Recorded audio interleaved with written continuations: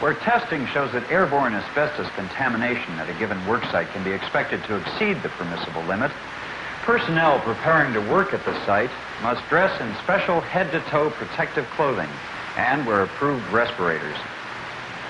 To prevent the spread of asbestos contamination by the worker himself, separate clean and dirty change rooms, separated by shower facilities, will be provided near each worksite. Workers preparing to work in an asbestos hazard area should first change clothes from street clothes into protective gear in the clean change room. Of course, depending on weather and distance to the worksite, it may be preferable to put on the outer protective clothing at the worksite itself. Upon completion of the job, final undressing from reusable protective clothing will be done in the dirty change room.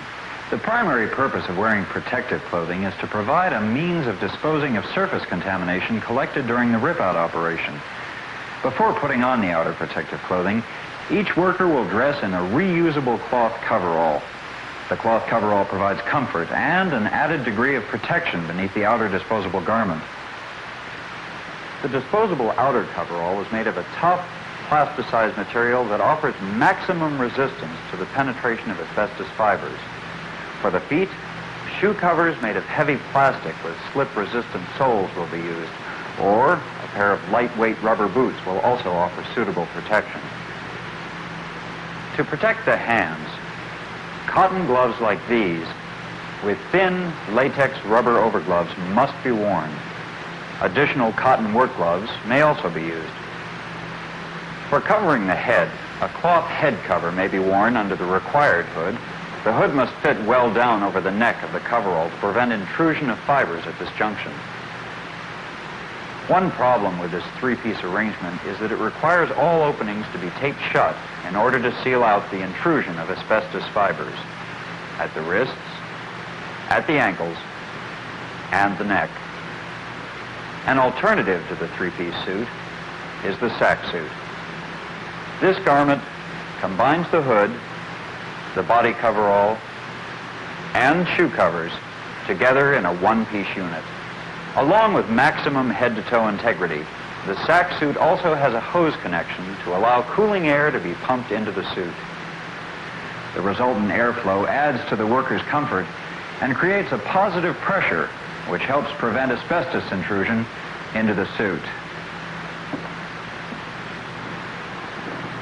Along with the protective clothing, air purifying respirators must be worn whenever the average exposure to asbestos may be expected to exceed the permissible level stated earlier. That is, an 8-hour average of 2 fibers per cubic centimeter of air inhaled. The type of respirator required for personnel in or near the immediate rip-out controlled area depends on the degree to which the permissible level may be exceeded. For example, if the expected worksite level is less than 10 times the permissible level, then a reusable or disposable single-use respirator may be used.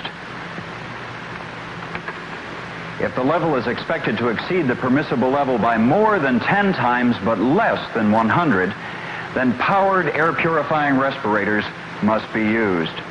And if the level is expected to exceed the permissible level by more than 100 times, then Type C, continuous flow or pressure demand, supplied air respirators like these must be used.